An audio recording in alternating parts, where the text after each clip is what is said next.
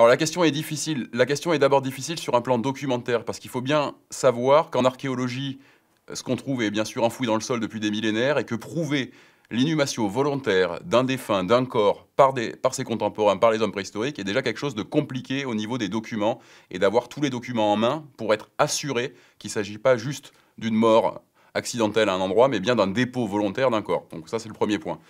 En pratique, les enquêtes en archéologie montrent clairement qu'on a des sépultures de deux humanités différentes, donc à la fois l'homme de Néandertal, et là je pense que maintenant les preuves sont réunies, pour dire que l'homme de Néandertal a enterré ses morts. On en a plusieurs témoignages, on va dire au Proche et Moyen-Orient et en Europe. Les premiers autour de 120 000 ans, donc dans une grotte en Israël qui s'appelle Taboun, et ensuite toute une série d'inhumations en Europe autour plutôt de 50 à 60 000 ans. Donc là, les faits montrent clairement que l'homme de Néandertal a enterré certains de ses défunts.